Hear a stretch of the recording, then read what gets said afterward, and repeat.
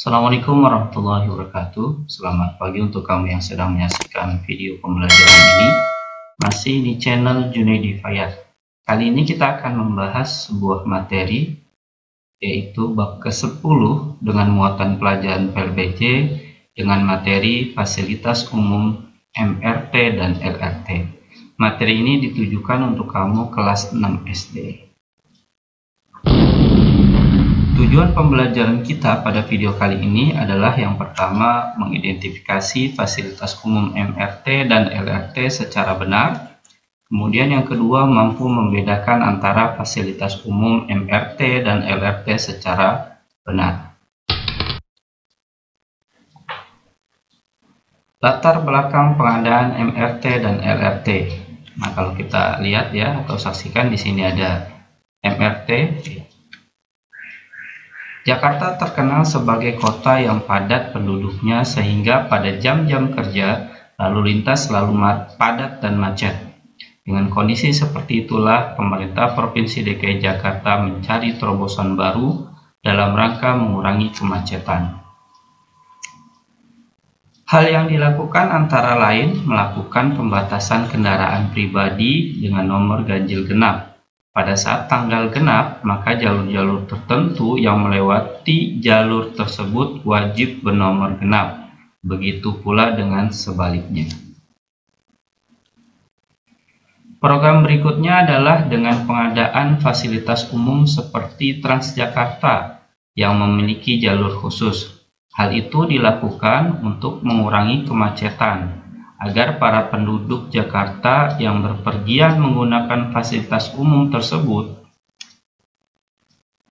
Hal baru yang dilakukan untuk mengurangi kemacetan adalah menyediakan fasilitas umum MRT dan LRT.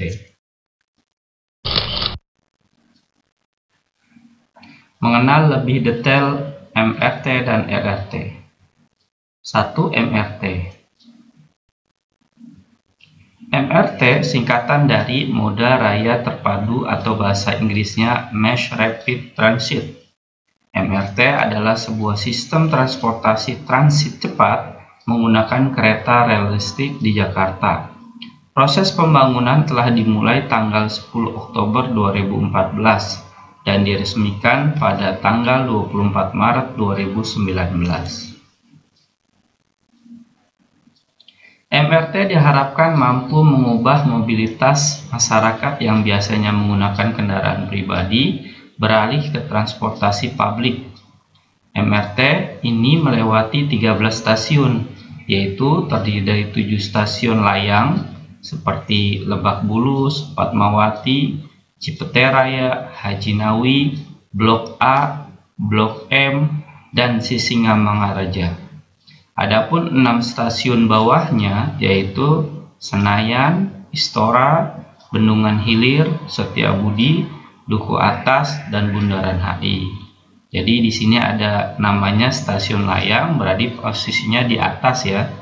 Kemudian kalau stasiun bawahnya berarti posisi stasiunnya di bawah tanah. Dan inilah dua model stasiun layang dan bawah tanah.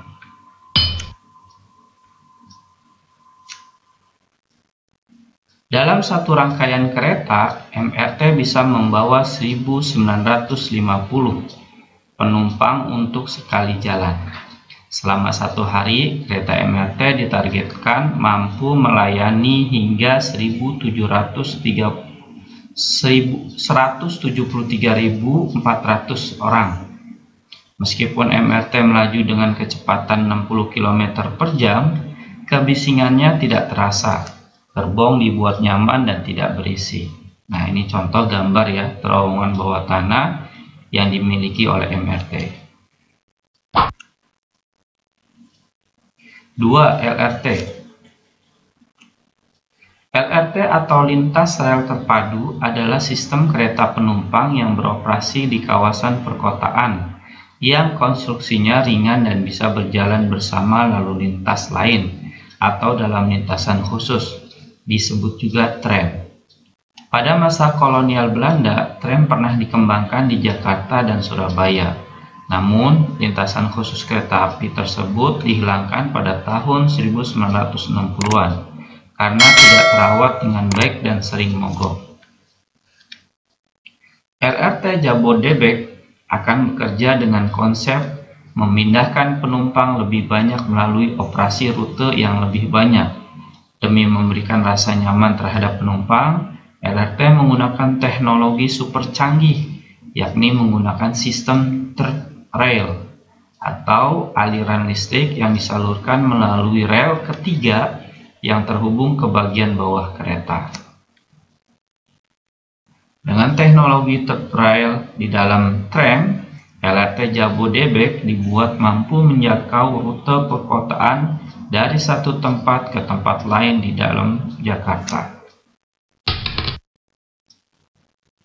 Perbedaan MRT dan LRT. MRT dan LRT sama-sama moda transportasi berbasis rel. Keduanya juga digerakkan dengan aliran listrik, memiliki jalur rel elevated atau rel layang, jalur khusus, dan menghubungkan simpul kegiatan dalam perkotaan. Lalu perbedaannya adalah LRT merupakan sistem angkutan ringan berdaya angkut kecil, sementara MRT merupakan angkutan massal cepat berdaya angkut besar. Spesifikasinya masing-masing kereta juga berbeda. Kereta LRT Jakarta didatangkan dari Korea Selatan, memiliki kapasitas 135 orang per gerbong. Jika satu kereta hanya 2 gerbong, maka mampu membawa 270 orang di dalamnya. MRT Jakarta diproduksi pabrikan Jepang. Total satu gerbongnya bisa memuat 332 orang. Dengan rangkaian 6 gerbong per kereta, sehingga mampu membawa 1992 orang. Perbedaan selanjutnya adalah pada waktu tempuhnya.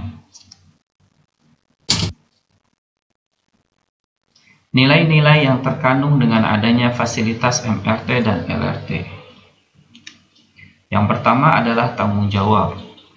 Pengadaan MRT dan LRT merupakan wujud tanggung jawab pemerintah untuk menciptakan transportasi yang dapat mengurangi kemacetan. 2. Pantang menyerah. Pengadaan MRT dan LRT membutuhkan proses yang panjang, sehingga bagi penyelenggara ini merupakan wujud dari pantang menyerah untuk menciptakan dan mengurangi kemacetan. 3. Disiplin. MRT dan LRT yang dibuat lebih modern diharapkan dapat meningkatkan kesadaran masyarakat untuk membudayakan antri dan bepergian tepat waktu. 4. Tertib. Saat membeli tiket dan masuk gerbong stasiun, kita harus antri dengan tertib. Secara tidak langsung, hal ini mengajarkan kita untuk selalu bersikap tertib. 5. Peduli sosial. Penumpang MRT dari berbagai kalangan memberikan kursi prioritas bagi mereka yang membutuhkan, yaitu penumpang dengan penyandang cacat, ibu hamil, dan lanjut usia, merupakan bentuk sikap peduli sosial.